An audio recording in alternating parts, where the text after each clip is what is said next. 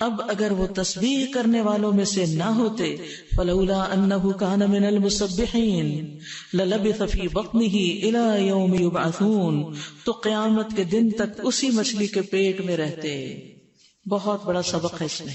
کیا کہ اس تسبیح کی وجہ سے وہ مچھلی کے پیٹ سے نکلے، مصیبت سے نجات پائی. کیا ہے تسبیح؟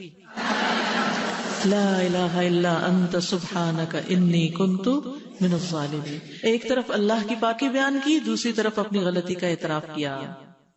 تو اللہ سبحانہ و تعالیٰ نے ہمیں خبر دی ہے کہ وہ وہاں تسبیح کر رہے تھے، وہ نماز نہیں پڑھ رہے تھے وہاں، یا کچھ اور نہیں کر رہے تھے، تسبیح کر رہے تھے، کیونکہ مچھلی کے پیٹ میں اور کیا کر سکتے تھے. اور یہ تسبیح کرنا ہی ان کی نجات کا سبب بن گیا. تو یاد رکھیے، انسان کا نیک عمل اس کے کرنے والے کو اٹھا کھڑا کرتا ہے. خوشحالی میں کی ہوئی عبادت تکلیف میں کام آتی ہے. جیسے عام دنوں میں اگر آپ اچھی غذا کھاتے ہیں نا اور آپ کی امیونٹی اچھی ہو تو اول تو جراثیم اثر نہیں کرتے، اور اگر کوئی انفیکشن ہو بھی جائے تو آپ جلدی ریکور کر لیتے ہیں.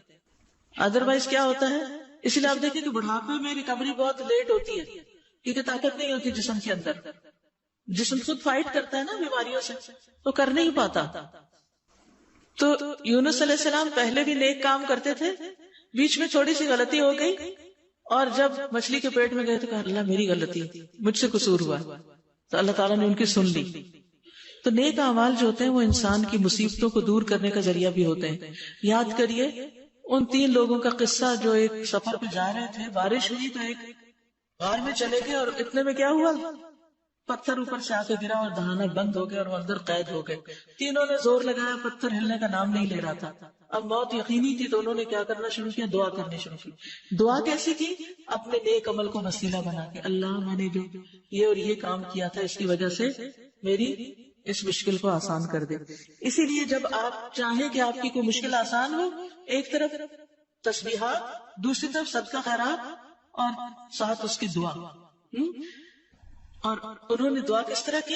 حدیث میں آتا ہے اللہم ان کنت تعلم انی فعلت ذلک ابتغاء وجہک فافرج عنا. اے اللہ اگر تیرے نزدیک یہ کام میں نے تیرے چہرے کی خاطر کیا تھا، خالص نیت سے کیا تھا، تو اس کی وجہ سے اس چٹان کو آپ ہٹا دیجئے. چنانچہ وہ چٹان ہٹا دی گئی. تو نیک اعمال انسان کے لیے دنیا میں بھی بڑی بڑی چٹانوں کو ہٹانے کا ذریعہ بن جاتے ہیں. ہم اکثر کہتے ہیں نا بندش ہے، رکاوٹ ہے، کہتے ہیں نا. کوئی بندہ ہی ہوگا جو کہے کہ کوئی رکاوٹ نہیں ہے میری زندگی میں. کوئی کچھ بھی نہیں کر سکتا. آپ ٹھیک ہو جائیں خود.